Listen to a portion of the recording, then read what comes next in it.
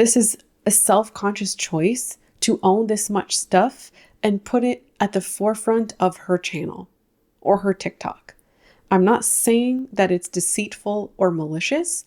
I am saying that it's intentional. I think people view how much she has as aspirational. People want to own skincare closets and skincare rooms. People want to have life like her, and they want to accumulate as much stuff as she has. And people follow her because they eventually want to have a life like her, because they view what she has as making it. Hey y'all, I'm Shauna. Welcome in and welcome back to another video. I was looking at your comments recently when I was asking what is a better name for Vlogmas than Vlogmas? And one of y'all suggested Vidmas, which I really like. It's simple enough to capture what I do here.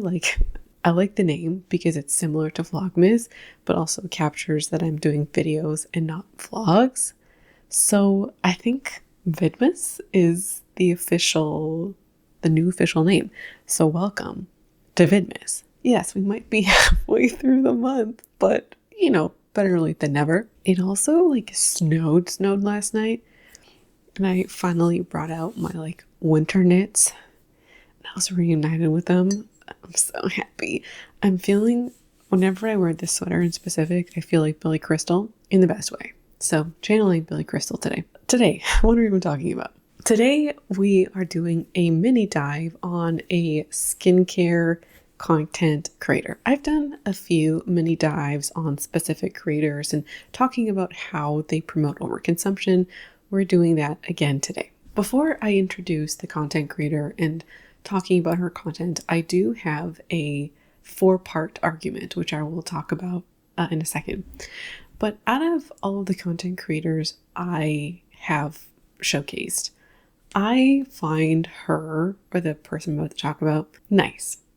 I've heard her talk before, and I've seen her videos, and her videos do promote overconsumption, but they feel a lot less malicious or deceitful as some of the other creators that we've talked about in the past. Creators that lie. Creators that spend all of their energy trying to overtly sell people things that they don't need, I find particularly problematic. And so I wanted to start here with things. So I wanted to start here first, before we even talk about the specific creator, that somebody doesn't have to have ill intentions. Somebody doesn't have to be malicious, deceitful, or lying in order to promote overconsumption. Really nice people, really kind people, really likable people promote overconsumption. And I think that this creator is one of these examples, and this demonstrates to me that sometimes intention doesn't really matter and the effects can be the same or similar. And sometimes when we find somebody likable, they're much easier to like, and I think they're more difficult to critique. I know that there are some OG old school beauty influencers like Laura Lee. She's still around. She's really easy for a lot of people to hate. People don't like her. Well, there are other creators who do very similar things to her that are far more likable and people talk about less. So I think that's an interesting place to start and something worth mentioning with content creators. So let's get into it. And today we're talking about the skincare influencer, Leanna. She has 2.1 million followers on TikTok. And she, plain and simple, her account promotes overconsumption. She has the biggest skincare collection that I have ever seen. And I think she's a contender for biggest skincare collection on TikTok. The size of her collection and how strongly it's featured in her content is a big part of why we're talking about her today. And I have a 4-part argument as to why I believe she promotes overconsumption. And we're going to go through these one by one. The first part of the argument represents the biggest portion of my overall argument, so we're going to spend the most time there. So she promotes overconsumption by showcasing an extremely large skincare collection and establishing this level or quantity of stuff as normal and aspirational.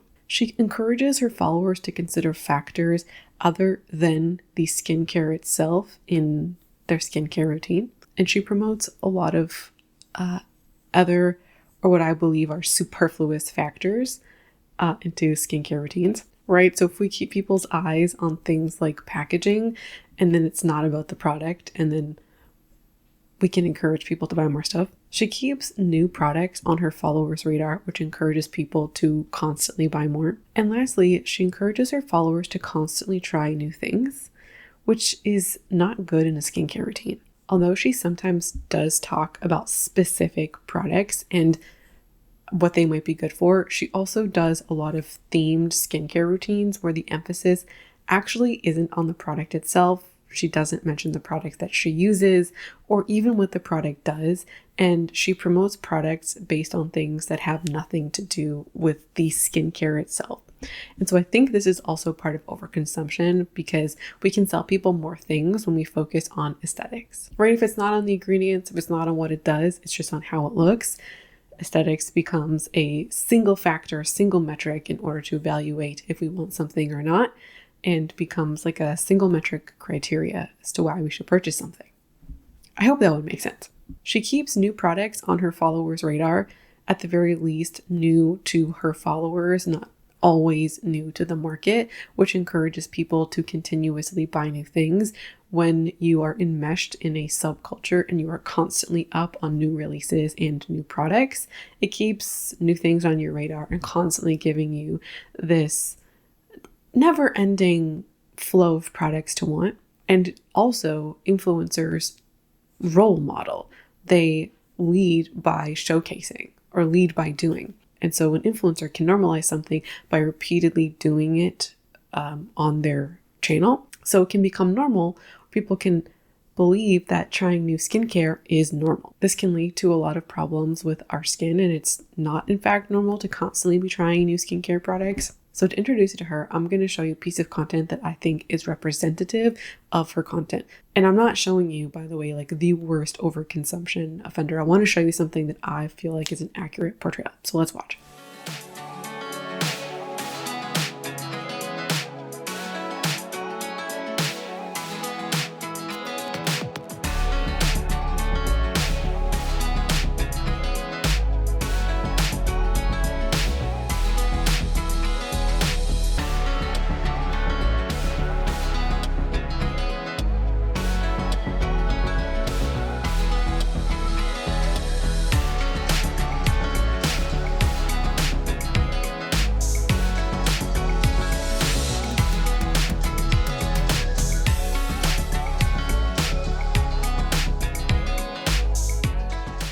When I first saw her skincare room, I was floored. It's the most skincare I've ever seen.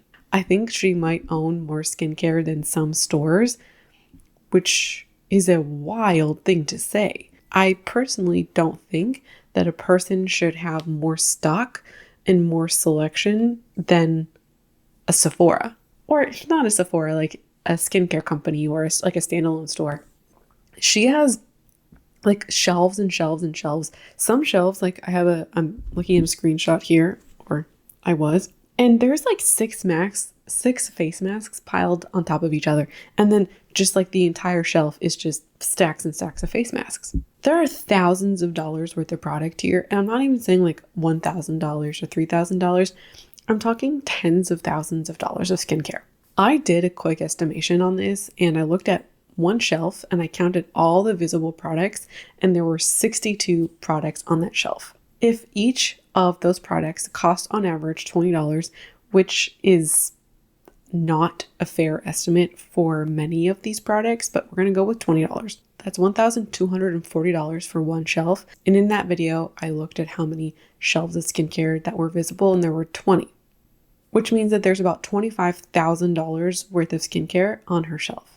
Now, if each of those products were $50 each on average, that would be $60,000 worth of product. Like, do you see what I'm saying here? And she has more shelves than are visible, and she also has drawers. This doesn't count any of her drawers, any of her makeup, any of her sponges, any of her brushes, which we do see in some of her videos.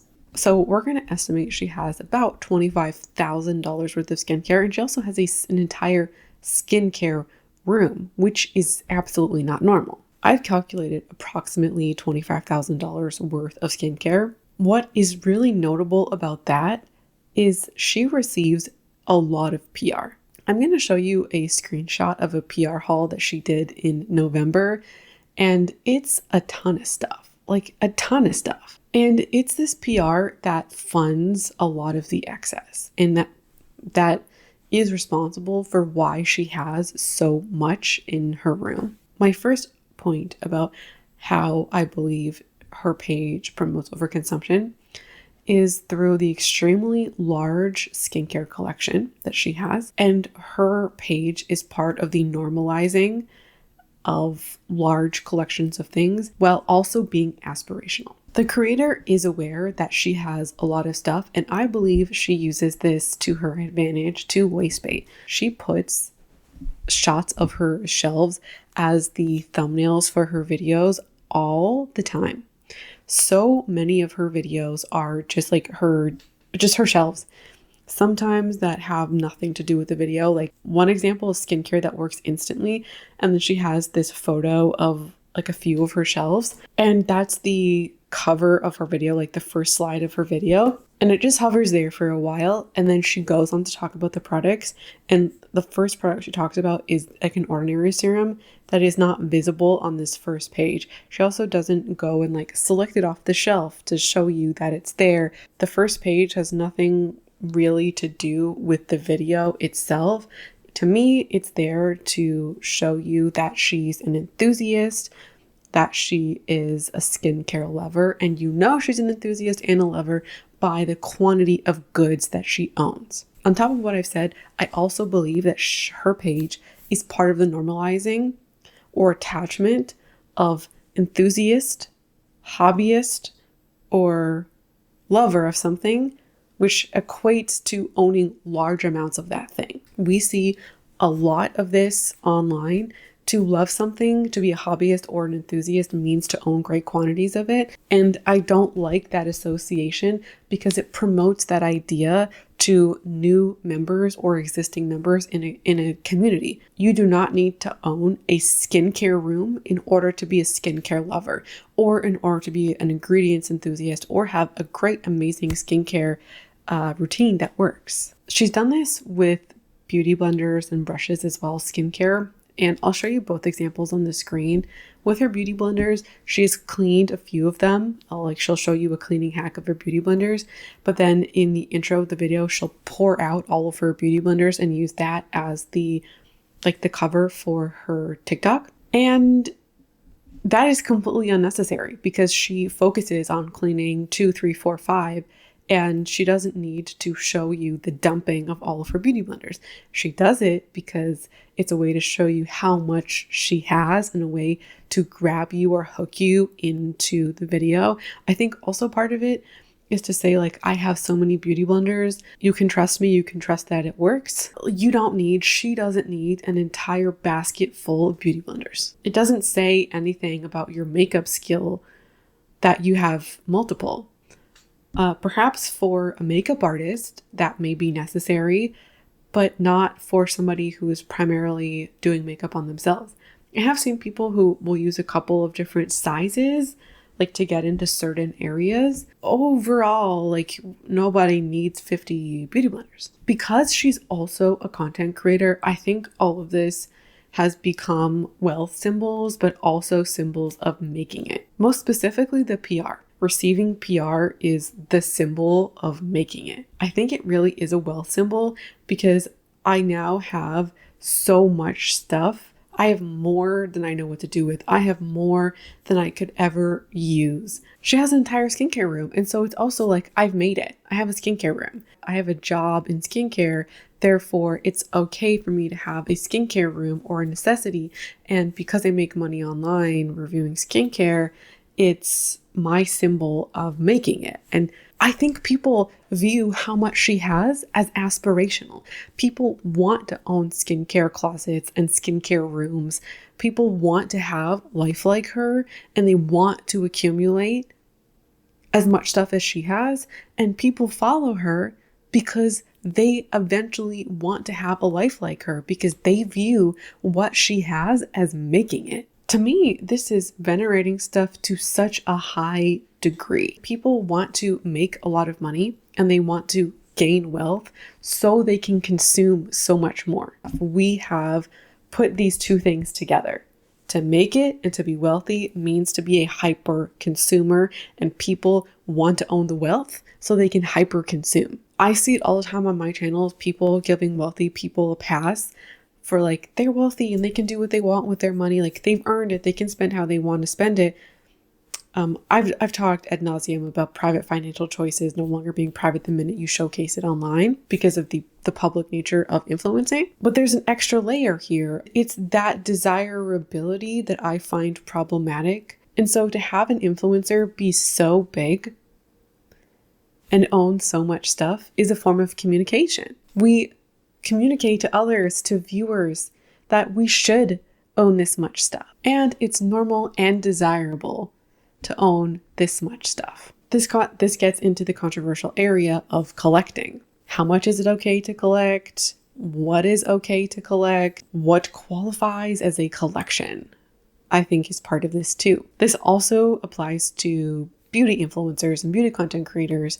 I'm making some parallels as I finish up this segment. I don't want to lay down any hard and fast rules of this is okay to collect and this is not okay to collect, because who am I? I am literally a random person on the internet.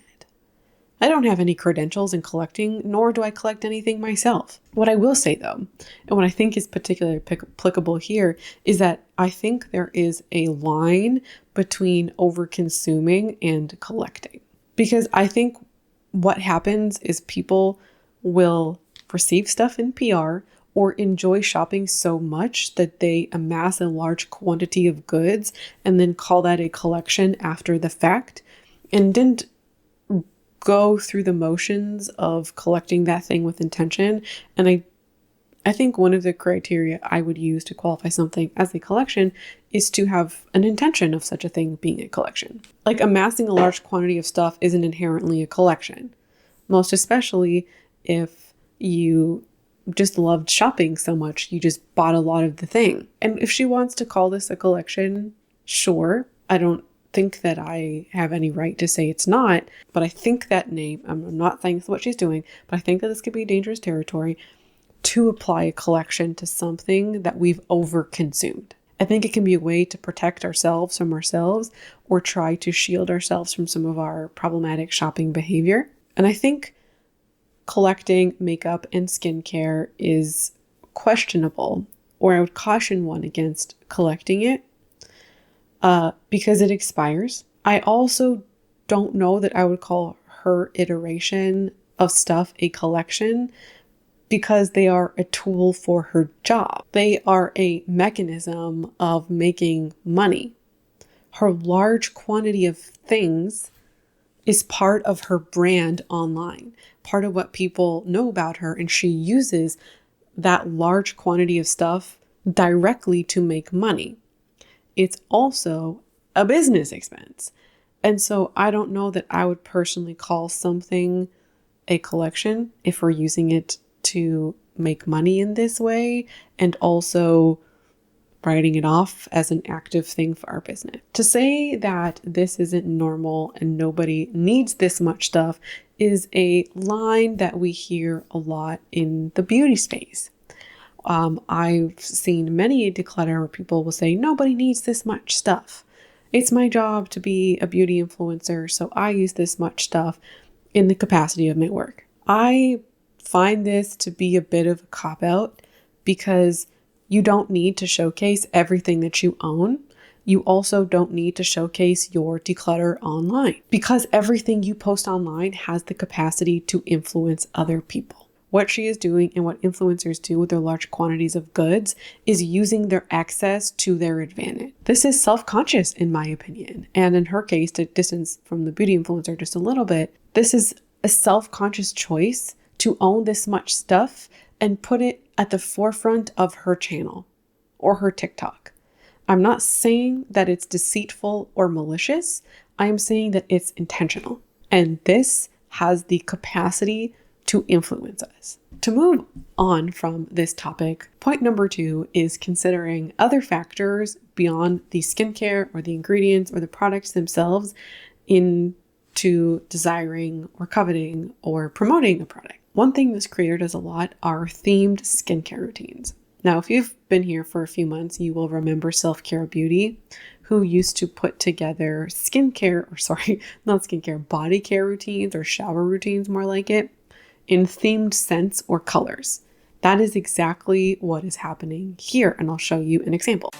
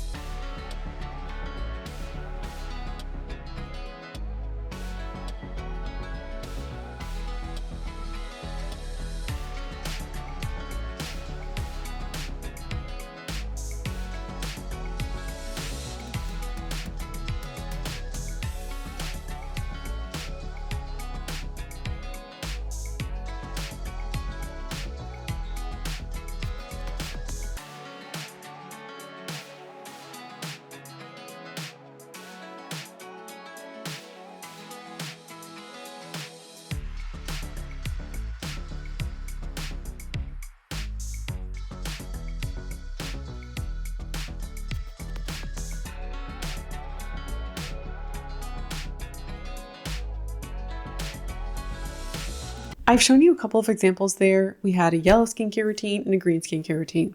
And one thing about these skincare routines is that she sometimes shows product labels or bottles, other times not. So probably about half the time, I have no idea what she's using. She also doesn't include specific products in the description in many of these cases. She will sometimes, like when she is calling out a specific product, I have seen her do it, but in these skincare routines, she usually doesn't. So she's using products on her face on a regular basis without even telling people what she's using. And to me, it's applying skincare for aesthetic purposes and not for anything that has to do with the skincare itself. We're showcasing skincare because it has a green label or because it has a green, like the actual product is green. And in my opinion, this emphasizes packaging and the aesthetics of skincare and skincare being an aesthetic thing to do over the skincare itself. It's okay and awesome that you like specific colors, but putting together an all green skincare routine or an all pink skincare routine, it doesn't mean anything. You're not going to get a better or worse skincare because of the colors. You might say that some people come to this account to watch like an ASMR style, to watch somebody put on skincare, that it's relaxing and calming. And this to me would be the best case scenario. And I hope that folks who come to her channel to watch her put on skincare, I think I would want that most. I think there are greater effects to this, like encouraging people to look for aesthetics over everything, to buy things for packaging only, and to think about aesthetics and packaging over everything. One of the side effects of this, and this leads me to my next point, is it keeps skincare on people's minds all the time. Skincare lovers are probably watching this page. And so maybe they recognize what she's using and they go, oh yeah, I want to do this for myself. I want to use that product because it looked good on her. It looks like a nice consistency. Or this inspires somebody to buy more skincare or buy green skincare or buy something that she has because it looks nice and aesthetic. If you're saying as well, like what harm does this do because she's not promoting specific products? What I think can happen with somebody like her or with this account in specific is that people see all the skincare she has, as I mentioned already, spent a lot of time talking about that, assuming that she has a lot of knowledge because she owns a lot of skincare, and they come to her for skincare advice. And she does dispense skincare advice. I'm going to show you an example. This is how you're going to get rid of a breakout super fast. The first thing that you're going to do is go in with a gentle exfoliating cleanser. This one from Hand Skin is my favourite. It contains PHA, so it's so gentle. Then apply your normal barrier care routine. I am obsessed with this Purito Panthenol Rebarrier Cream. Then I'm going in with this Murad Acne Control Spot Treatment. This is the best spot treatment ever. It really gets rid of my breakouts super fast. Literally, it gets rid of them in like 2 or 3 days. I'm just going to let that dry down on my skin. Then apply a pimple patch over the top. These ones from the Inky List are honestly the best. They make my breakouts come to a head in literally like a day.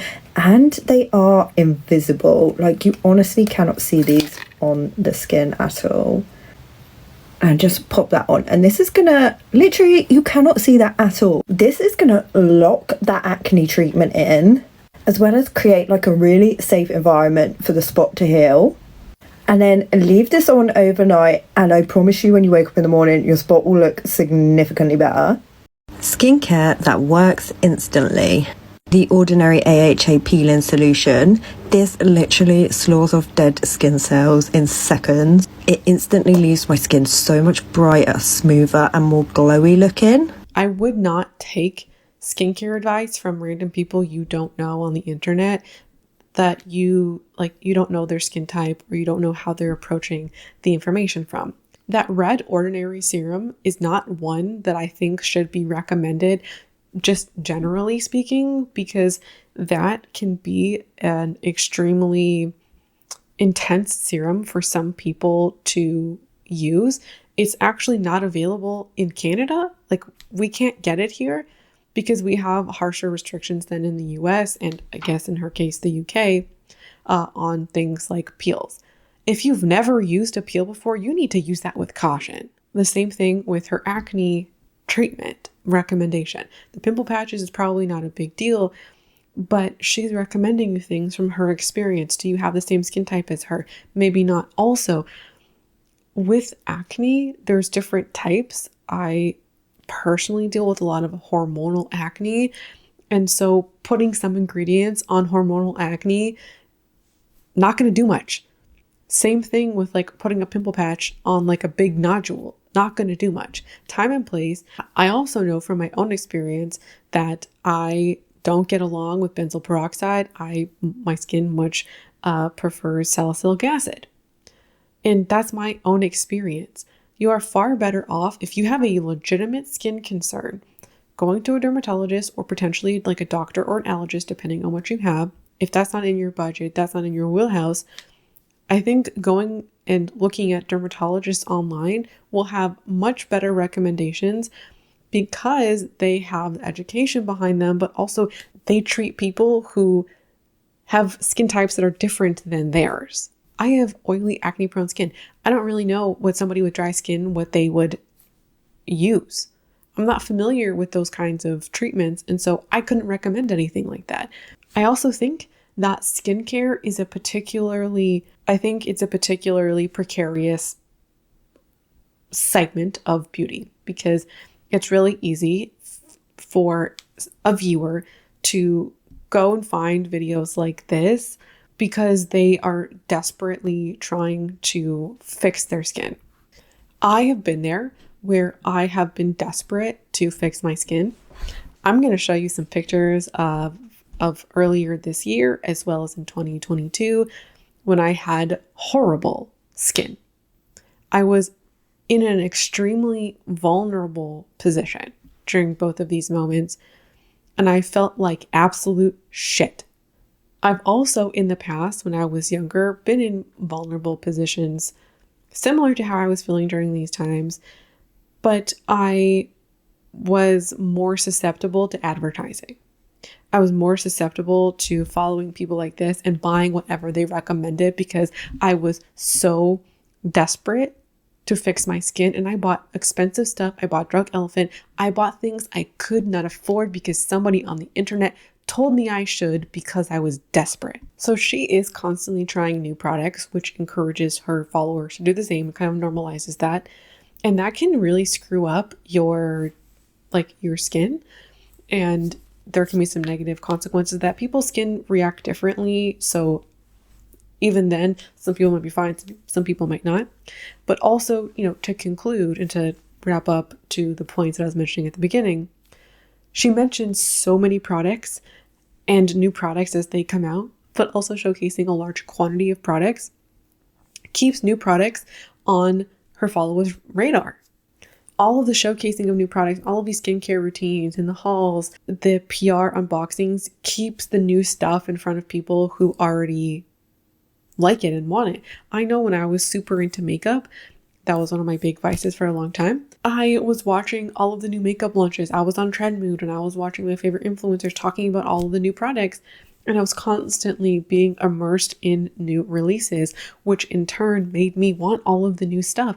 Seeing them use it and showcase it is just putting candy in front of a candy addict, like you might not be addicted, but you're putting the desirable, covetable stuff in front of people who desire and covet it. I say this because it applies to more than her. I bet you if you find yourself really coveting something or really wanting something, whether it be planners or knitting or skincare, if you step back from that kind of content, I think what you'll notice is you'll want it a whole lot less. And the more we engage in and the more we are immersed in it, the more we can want it. But also you see people who are enthusiastic and excited about new releases and these niches, and their enthusiasm and excitement can absolutely rub off on us. And most especially because people are trying new products in an excited state, which can make us excited to try the new product. So that's it for me today. That's the video. Thanks so much for being here. Thanks so much for taking the time out of your day to hang out with me and watch this video. Thanks for watching, and I hope to see you again here soon for a new day of Vidmas. New day of Vidmas. Okay, bye.